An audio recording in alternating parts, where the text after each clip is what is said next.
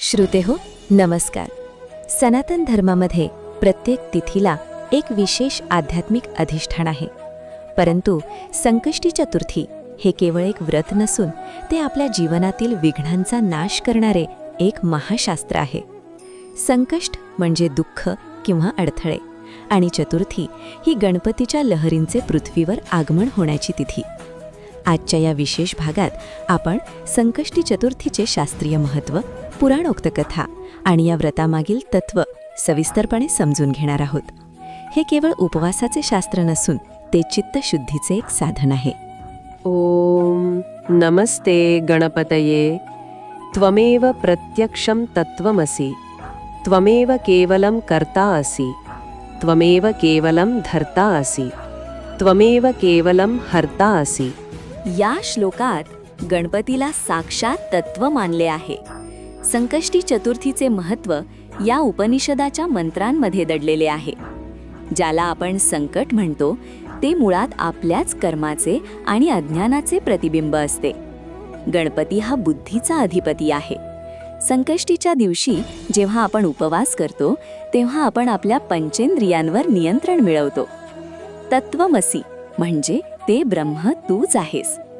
गणपती हे ब्रह्माचे सगुण रूप असून संकष्टीच्या दिवशी त्याची उपासना केल्याने आपल्या मूलाधार चक्रातील ऊर्जा जागृत होते आणि मनुष्याला संकटांशी लढण्याची मानसिक आणि आध्यात्मिक शक्ती प्राप्त होते. हे व्रत केवळ अन्नाचा त्याग नसून अहंकाराचा त्याग आहे. गणेश पुराण आणि भविष्य पुराणात कृष्ण युधिष्ठिर संवाद एक संदर्भ येतो. जेव्हा पांडव वनवासात होते आणि त्यांच्यावर संकटांची मालिका सुरू होती, तेव्हा धर्मराज युधिष्ठिराने भगवान श्रीकृष्णाला विचारले की हे केशवा, या संकटांतून बाहेर पडण्याचा मार्ग काय? श्रीकृष्णाने तेव्हा युधिष्ठिराला संकष्टी चतुर्थी व्रताचे महत्त्व सांगितले. कृष्णाने संकष्टीच्या महात्म्यासाठी कार्तवीर्य अर्जुन आणि रावण यांच्या संघर्षाचे उदाहरण दिले. कृष्णाने सांगितले की पूर्वी जेव्हा कार्तवीर्य अर्जुनाने रावणाला बंदी बनवले होते तेव्हा पुलस्त्य ऋषींच्या सल्ल्याने रावणाने संकष्टी व्रत केले होते, ज्यामुळे त्याला बंधनातून मुक्ती मिळाली होती. युधिष्ठिराने हे व्रत श्रद्धापूर्वक केले आणि त्यानंतरच पांडवांना त्यांच्या राज्याचा मार्ग सुकर झाला. आजच्या धकाधकीच्या जीवनात संकट म्हणजे केवळ शत्रू नव्हे, तर मानसिक ताण, नैराश्य आणि कामातील अडथळे आहेत.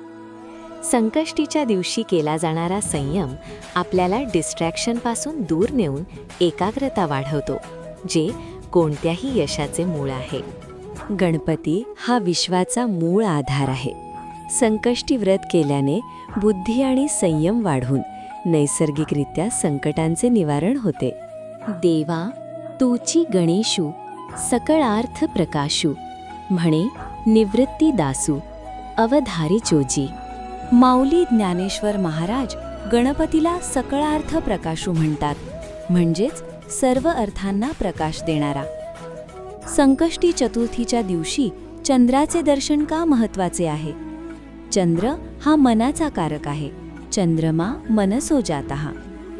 चतुर्थीच्या दिवशी चंद्राची स्थिती अशी असते की ती आपल्या मनातील चंचलता वाढवू शकते.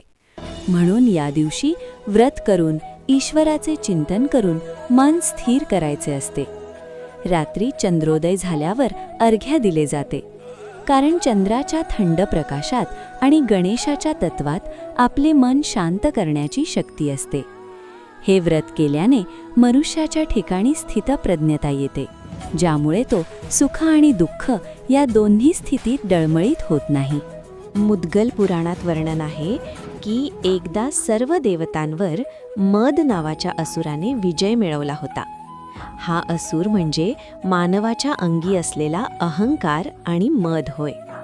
सर्व देव जेव्हा व्याकुळ झाले तेव्हा त्यांनी महर्षी मुद्गलांच्या मार्गदर्शनाखाली संकष्टी चतुर्थीचं अनुष्ठान केले.